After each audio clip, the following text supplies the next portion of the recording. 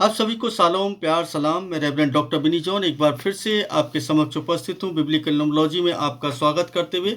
और जैसा कि हम लोग है ना अक्सर है ना बात करते हैं कि सैटरडे संडे को हम एक मैसेज देंगे, शॉर्ट मैसेज, ताकि आप लोग उससे सीख पाएँ और है ना परमेश्वर के साथ अपने संबंध को और अधिक बना पाएँ।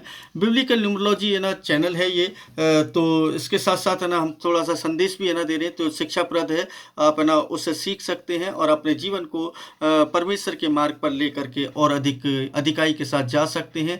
और आपके जीवन की तमाम उन क्रियाओं को जो आप करते हैं उनको स्मरण करते हुए आप ना परमेश्वर के समक्ष आएँ कि आप परमेश्वर के योग्य चाल चल रहे हैं या नहीं चल रहे हैं। आप किस तरीके की विचारधारा के साथ चल रहे हैं, किस तरीके की विचारधारा के साथ नहीं चल रहे हैं। ये सब आपको ना जांचना और परखना पड़ेगा और आप परमेश्वर के अनुग्रह को प्राप्त करने पाएंगे। तो यहाँ पर ना आज मैं एक खास बात पर चर्चा करूँगा और वो चर्चा क्या है, मैं अय्यूब की पुस्तक से लेकर के बात करूँगा। अय्यूब की पुस्तक जो कि मेरी बहुत ही प्रिय पुस्तक रही है।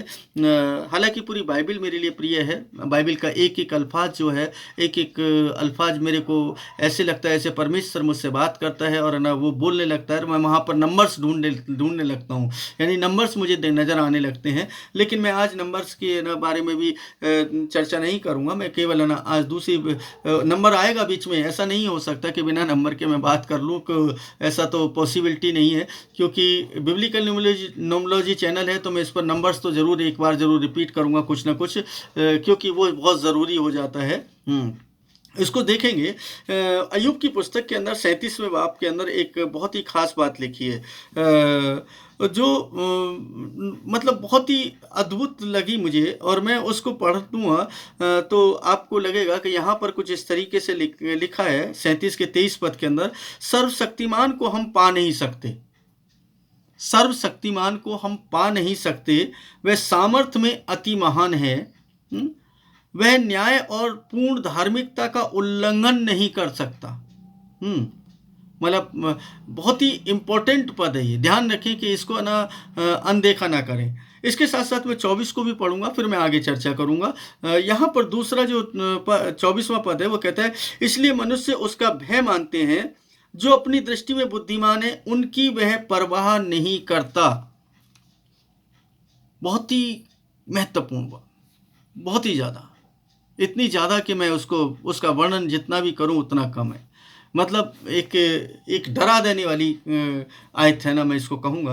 अगर गंभीरता से लेंगे तो ये डरा देने वाली आयत लगती है मुझे, एक दहशत वाली आयत लगती है, और एक प्रेम वाली आयत भी लगती है, और एक मतलब हमें एक शिक्षा देने वाली भी आयत लगती है। यहाँ पर बहुत कुछ छुपा है, इन दोनों आयतों के अंदर बहुत कुछ छुपा है।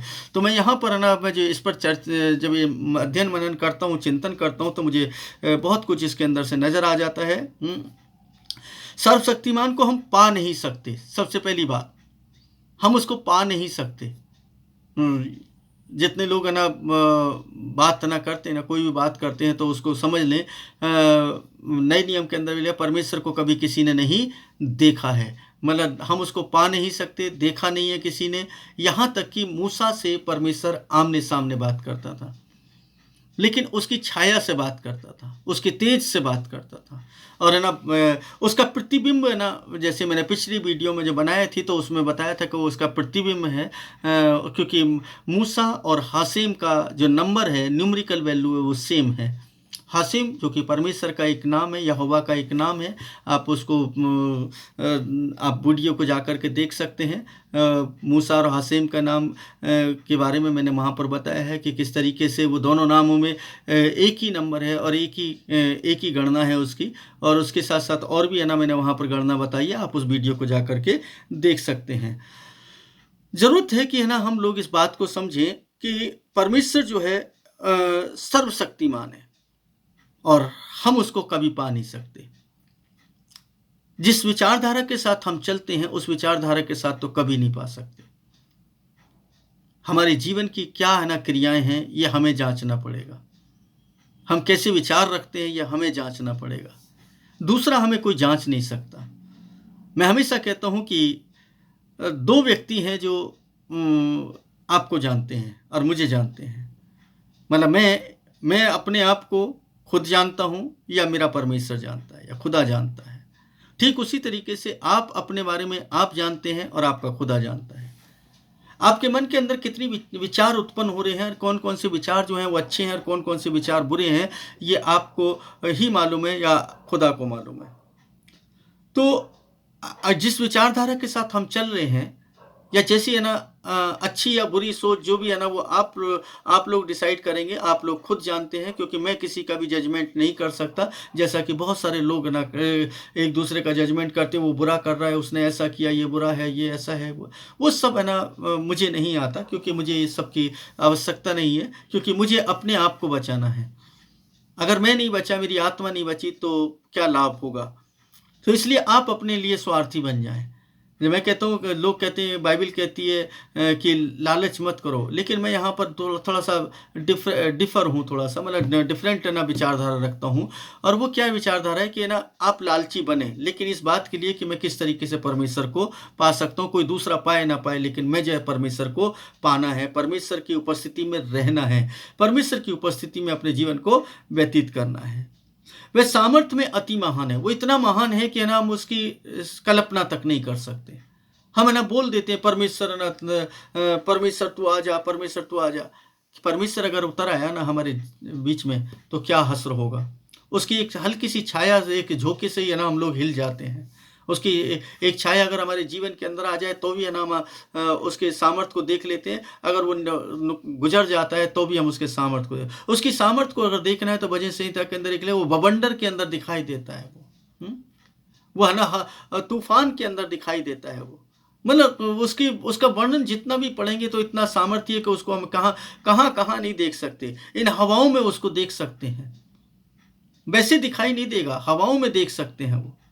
हम उसको पा नहीं सकते, हवा को हम कभी पकड़ नहीं सकते। ठीक उसी तरीके से परमेश्वर को हम पकड़ नहीं सकते। परमेश्वर हमारे अंदर है ना कार्य करेगा, क्रिया करेगा, लेकिन वो पूर्ण रूप से निवास नहीं कर सकता, क्योंकि हमारी सोच में हम झूठ हम बोलते हैं, गालियां हम देते हैं, तमाम है ना जो बुराई हैं वो हमारे अंदर पाई जाती है। ईर्ष्या है, दोष है, जलन है, ये सब चीज़ें हमारे अंदर अगर हैं तो क्या ऐसी जगह पर परमेश्वर रहेगा। बाइबल के अंदर लिखा है, पौलुस कहते हैं हम सब परमेश्वर का मंदिर है, हम सब परमेश्वर का मंदिर है। तो अगर परमेश्वर का मंदिर है तो हमें परमेश्वर के मंदिर के जैसे ही अपने जीवन को चलाना होगा और इस मंदिर को शुद्ध रखना पड़ेगा। जब आप नए साल का एक मैसेज मैंने दिया था कि आपको शुद्धिकरण कैसे करना चाहिए, अपना जो नए साल का मैसेज है जो 31 तारीख को मैंने डाला था दिसंबर को, उसको ना आप देख सकते हैं। आपको पता चल जाएगा कि किस तरीके से हमें शुद्धिकरण करना चाहिए ताकि आप लोग परमेश्वर के साथ उस संबंध को बना सकें। उसका जो सेकंड पार्ट है वो क्या कहता है, वह न्याय और पूर्ण धार्मिकता का उल्लंघन नहीं कर सकता। न्याय का और धार्मिकता का उल्लंघन कभी नहीं कर सकता। अय्यूब के दोस्त जो हैं उसको लगातार ये बोलते हैं, तू निंदा कर क्योंकि तेरे साथ बुरा हुआ है। तू तो इतना दुआ प्रार्थना करने वाला है, इतना भयभक्ति में चलने वाला है, इतने है ना तमाम भेंटें तू परमेश्वर को चढ़ाता है, और तेरे साथ इतना बुरा कर दिया उसने। लेकिन वो कहता है कि ना वो यहाँ पर वो वचन कह रहा है कि वह न्याय और पूर्ण धार्मिकता का उल्लंघन नहीं कर सकता। हाँ, मतलब वो उल्लंघन नहीं करता है, बल्कि हमें कुछ ना कुछ ना नया देता है। इसलिए मनुष्य उसका भय मानते हैं, यानी कि धार्मिकता और न्याय के साथ वो चलता है, उल्लंघन करता नहीं, उसको ना कभी तोड़ता नहीं है। वो उसने कभी कोई उल्लंघन नहीं तोड़ा। मनुष्य हमेशा उल्लंघन तोड़ता है, उल्लंघन करता है, उसकी आज्ञाओं का उल्लंघन करता है, उसके ना नियमों का उल्लंघन करता है, उसकी व्यवस्था का उल्लंघन करता है, परमेश्वर के प्रेम का भी उल्लंघन करता है। यानी ये सब बातों में वो उल्लंघन करता है, यानी कि उसका तिरस्कार करता है। लेकिन परमेश्वर ऐसा नहीं करता है। परमेश्वर दयावान है, परमेश्वर करुणा करता है। अगर हम गलती भी कर जाएं तो गलतियों पर भी है ना वो हमें क्या करता है, क्षमा करता है। विलंब से क्रोध करने वाला है। तो अगर विलंब से क्रोध करने वाला है तो है ना हम लोग है ना उसके विलंब का लाभ ना उठाएं, कोशिश करें कि है ना परमेश्वर के साथ बने रहें। ये संदेश है ना, मतलब न्यूमेरिकल ना वो नहीं है, लेकिन फिर भी न्यूमेरिकल मैंने बताया है आपको, उसको ना ध्यान में रखें। अभी जो है ना मैं बताने जा रहा हूँ इसको ध्यान में रखें। यहाँ पर एक न्यूमेरिकल वो डिजिट आने वाली है जो है ना आपके लिए बहुत अच्छी रहेगी और उसको समझ पाएंगे। 24वां पद में कहते हैं, इसलिए मनुष्य उसका भय मानते हैं, मतलब जो क्योंकि वो न्याय और पूर्ण धार्मिकता के साथ काम करता है, इसलिए लोग उसका भय मानते हैं। जो लोग ये जानते हैं कि परमेश्वर ने जो कुछ किया वो सब कुछ अच्छा किया है। रोमियो की पत्री के अंदर एक बात लिखी है कि सारी बातें मिलकर के भलाई को उत्पन्न करती हैं, अर्थात उन्हीं लोगों के लिए जो उसकी इच्छा के अनुसार बुलाए गए हैं। अगर आप परमेश्वर से प्रेम करते हैं तो ना आपके लिए सब बातें भलाई को उत्पन्न करेंगे। आपका नुकसान हो गया, आपको चोट लग गई, आप बीमार हो गए, आपका कोई है ना सामान चोरी करके भाग गया, आपके ना आपको किसी ने दुख पहुंचा दिया, सब बातें मिल करके आपके लिए भलाई को उत्पन्न करती हैं। अगर ये जान गए आप तो समझ लीजिए परमेश्वर से प्रेम करते हैं, अन्यथा परमेश्वर से हम प्रेम नहीं करते हैं। ये बिल्कुल स्पष्ट है। और जो अपनी दृष्टि में बुद्धिमान है, इसको बहुत गंभीरता से लें। जो अपनी दृष्टि में बुद्धिमान है उनकी तो वह परवाह ही नहीं करता।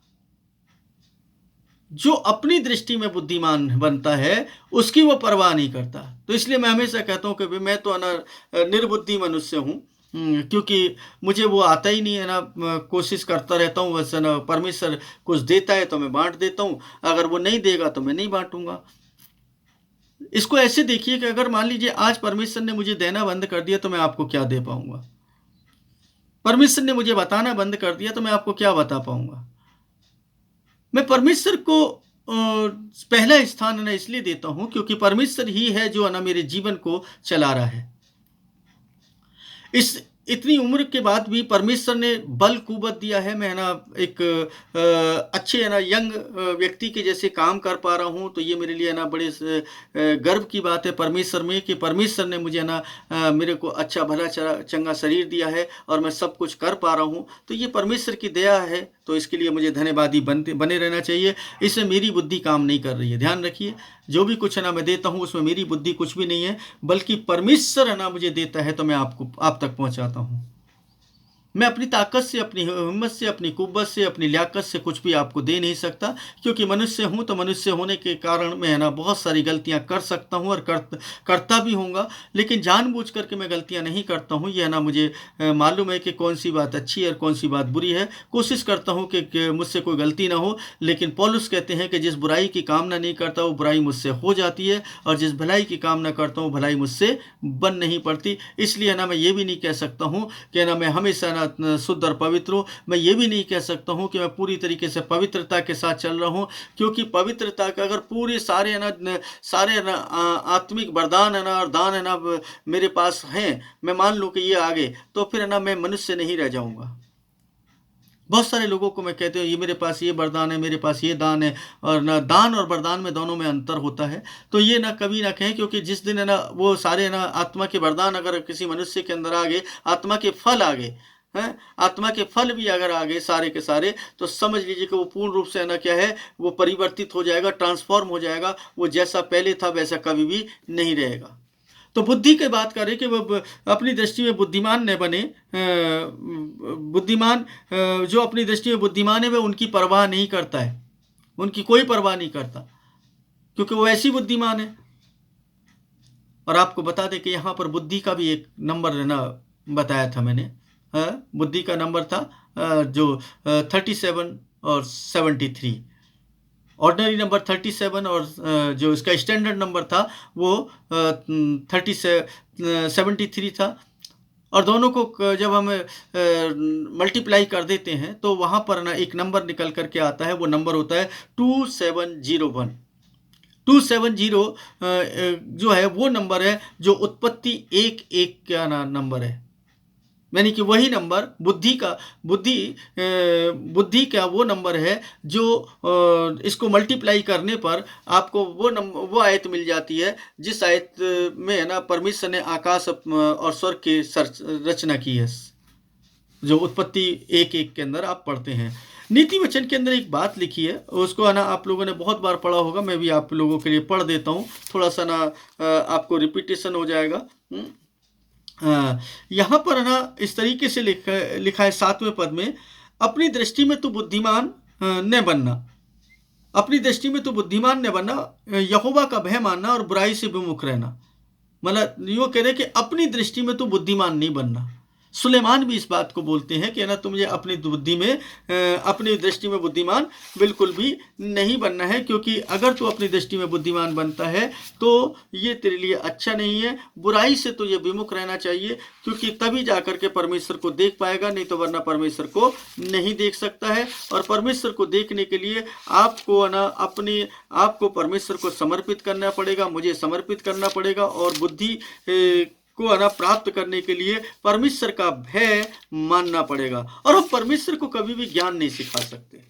एक बात ध्यान रखिए, परमेश्वर को हम कोई ज्ञान नहीं सिखा सकते। यहाँ पर इस तरीके से ना एक पद है ना मुझे मिलता है, जो नए नियम के अंदर पौलुस इस तरीके से कहते हैं, हालांकि यहाँ पर पौलुस कह रहे हैं, लेकिन ये जो पद है ये आपको मिलता है यशायाह 40 उसके 13 में मिल जाता है। पुराने नियम के अंदर ये ना ये पद है, यहाँ पर उसको कोट किया गया है जो पौलुस कर रहे हैं। वो कहते हैं 33वें पद से 33, 34, 35 और 36 पद के अंदर, रोमियो 11 उसका 33 से 36 तक।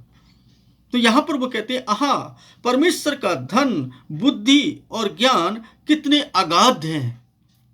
आहा मतलब हम बोलते हैं कैसे, तो इस तरीके से वो बोल रहे हैं कि ना, आहा परमेश्वर का धन, बुद्धि और ज्ञान कितने अगाध हैं, उसके विचार कैसे अथाह और उसके मार्ग कैसे अगम्य हैं।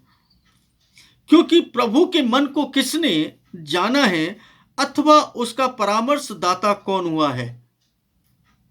बहुत सारे लोग है ना परमेश्वर को ही सलाह दे रहे होते, परमेश्वर तू ऐसा कर, ऐसा कर, ऐसा कर, उसको सलाह दे रहे हैं। हम है ना उसको सलाह दे सकते हैं, हम अपने घर के लोगों को तो सलाह दे नहीं सकते हो, उसको सलाह देने जा रहे हैं। विचार करें कि कितना ना हम सही कर रहे हैं, कितना गलत कर रहे हैं। हमारी सलाह को हमारे घर के लोग नहीं मानते, हमारे दोस्त नहीं मानते, हमारे रिश्तेदार नहीं मानते, हमारे भाई बंधु नहीं मानते, हमारे कुलीग नहीं मानते, हमारे समाज के लोग नहीं मानते, क्योंकि हर व्यक्ति अपने आप में समझदार व्यक्ति है, हर व्यक्ति बुद्धिमान व्यक्ति है। तो वो कहते हैं कि क्योंकि प्रभु के मन को किसने जाना, अथवा उसको परामर्शदाता कौन हुआ है, अथवा किसने उसे सर्वप्रथम कुछ दिया है जो उसे लौटा दिया जाए। कौन व्यक्ति है जो सर्वप्रथम उसको दिया है, या क्या आप है ना उसको पहला स्थान देते हैं जीवन में।